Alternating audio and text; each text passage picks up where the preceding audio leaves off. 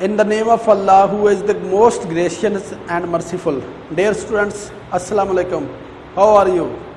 Now we are studying lecture number 2 of the chapter number 8. Come to the point.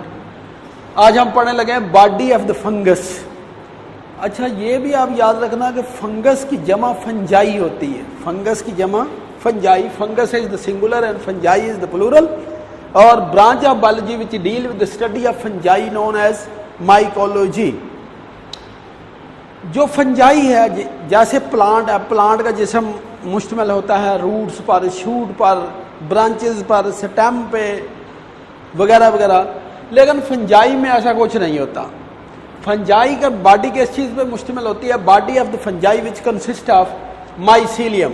इसके अलावा हम ये भी पढ़ चुके हैं कि फंजाई का अपना एक किंगडम है जिसको हम किंगडम फंजाई भी कहते हैं. किंगडम फंजाई किस किंगडम में आता है? Kingdom fungi. ठीक है. अच्छा, माइसीलियम क्या होती है? Body of the fungus. जो फंगस का जिस्म होता है वो क्या कहलाता है? माइसीलियम. और ये जिस्म किस चीज पे मुश्तमिल होता है? It is composed of hyphae. ये हाइफी पे मुश्तमिल होती है. तो हाइफी क्या होता है? वैसे हमें हाइफी का तो भी पता होना चाहिए ना. हाइफा एक लंबा, नर्म नाजुक, branch, tubular thread like filament होता है. ठीक है ना. तो कम से कम इसमें 3 चीजें याद कर लो कि लॉन्ग, सिलेंडर और tubular thread like filament which is known as hypha. क्या होता है hypha? Long, cylinder, branch, tubular thread like structure called as hypha. पिछले लेक्चर में मैंने हाइफे की आपको डायग्राम भी बना के दी थी, उसी में देख लेना पिछले लेक्चर में. Cell wall of the hypha which is made up of chitin. हमने पढ़ा था ना कि cell wall of the fungi which is known as chitin. Fungi की सेल वॉल काइटन से बनी हुई होती है, लिहाजा फंजाई की सेल वॉल काइटन से बनी हुई होती है. सेल वॉल किस में होती है? हाइफा में. और हाइफी मिलकर क्या बनाते हैं? Mycelium.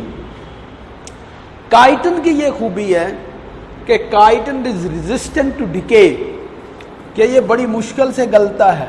Chiton resistant to decay. 2 चीजें बड़ी इंपॉर्टेंट है. एक फंजाई, बैक्टीरिया के बारे में तो हमें पता है कि bacteria is decomposer. Fungi and bacteria both are the decomposer. Fungi and bacteria decompose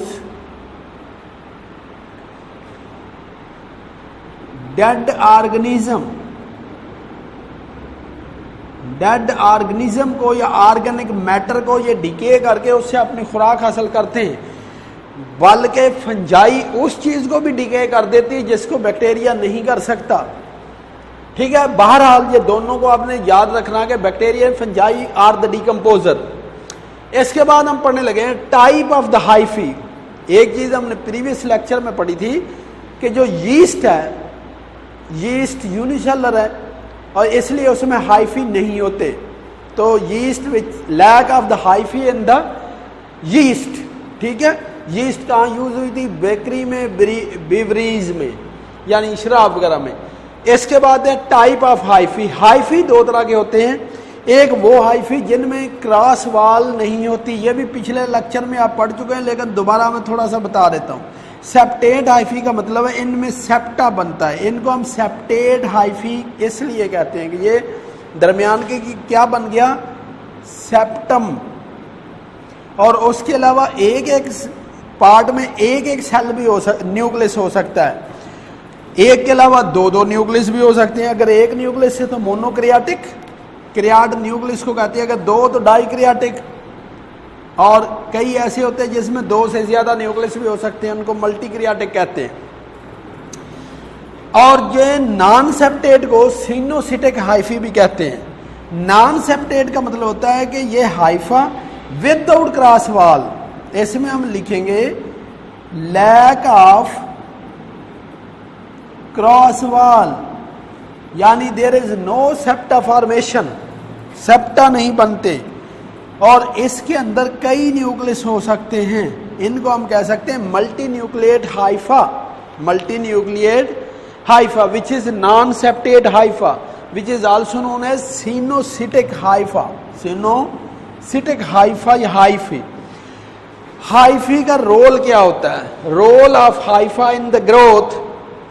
Haifa grow कब करेगा? जब देखो भी कोई भी चीज ग्रो करेगी, कोई भी पौधा उस वक्त तक ग्रो नहीं कर सकता जब तक उनको पानी ना मिले, मुनासिब टेम्परेचर ना मिले, ठीक है, और न्यूट्रिशन ना मिले। इसी तरह ये भी फंजाई है, हाइफी, इनको क्या चाहिए? हाइफा तेजी से ग्रो करता है अगर इसको क्या मिल जाए? खुराक, पानी और temperature, food, water and temperature which is necessary for the growth. यानी किसी भी जानदार को ग्रो करने के लिए जो उनके फेवरेबल इन्वायरमेंट है अगर वो प्रोवाइड कर दिया जाए, वो तेजी से ग्रो करेगा।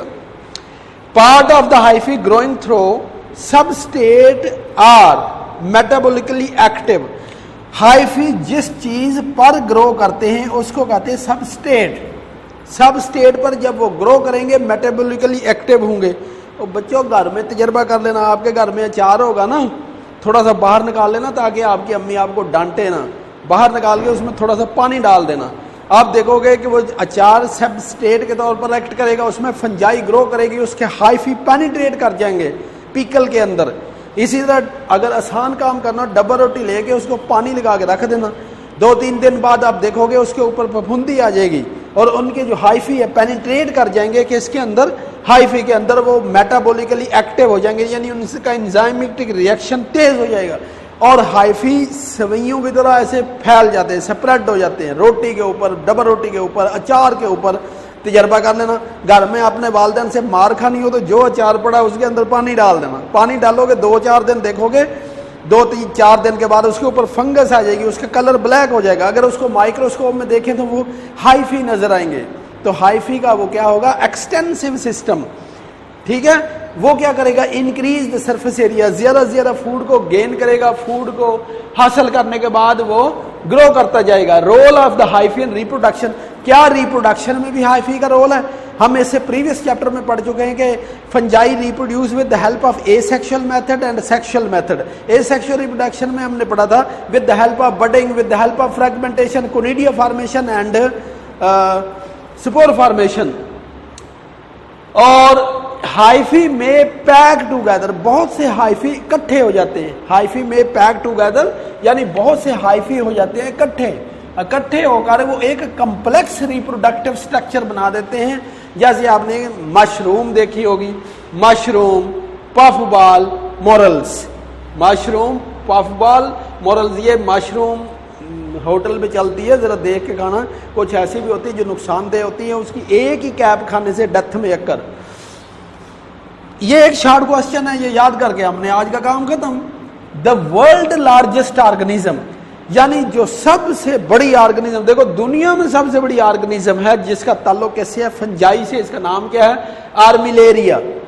आर्मी, और देखो आर्मिलेरिया, आर्मिलेरिया लार्जेस्ट फंगस है। अ सिंगल माइसीलियम में produce up to a kilometre of the new hyphae in only 1 day. अंदाजा करो, और यहाँ ये स्कूल है, स्कूल से अगर आप चले जाएं ये बिलाल मस्जिद के करीब, या इधर से आप दूसरी साइड की मैं बात करूँ पुराने हॉस्पिटल के करीब, ठीक है, इतना लंबा हाइफा इनका एक दिन में ग्रो कर जाता है।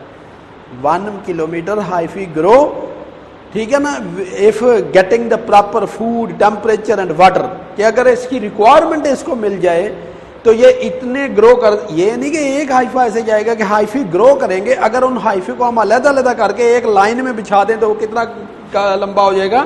1 किलोमीटर। क्या कोई इंसान इतना ग्रो कर सकता है? पौधा इतना ग्रो कर सकता है? अगर आपका माइंड, ब्रेन इतना ग्रो करेगा, then you will get admission into the medical colleges, then you will penetrate into the medical colleges, then you will invade into the medical colleges. Due to large competition, student want to get admission into the medical college, which is very difficult process. You should try again and again and work hard. ठीक है। Pathogenic fungi, ये अच्छा, ये fungi होती वैसे pathogenic है। Pathogenic का मतलब है बीमारियां फैलाती है। It एफ्लिक्ट्स conifers. एफ्लिक्ट का मतलब है लिपट जाना, पेनिट्रेट हो जाना। किस में? कॉनिफर्स में। कॉनिफर कौन से होते हैं? हमारे इलाके में तो कोई कॉनिफर नहीं है। ऐसे पौधे जिन पर कॉन्स लगती हैं, ये आज़ाद कश्मीर, नारान, कगान, सवात पाकिस्तान में उनमें पाए जाते हैं, उनको कहते हैं conifers. It grows out of the central focus, ये दरमियान से ग्रो करना शुरू करते हैं मुख्तलिफ साइडों पे। It spread up to 15 hectare. जरा अंदाजा करो कि ये ग्रो करके कितने एरिया में फैल सकती है? 15 हेक्टर में। 15 हेक्टर, 1 हेक्टर किसके बराबर होता है? 10,000 मीटर स्क्वायर के बराबर होता है।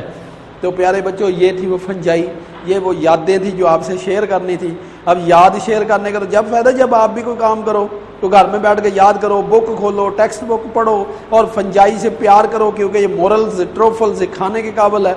फंजाई से नफरत करो, क्योंकि ये तो फसलों को नुकसान भी पहुंचाती है।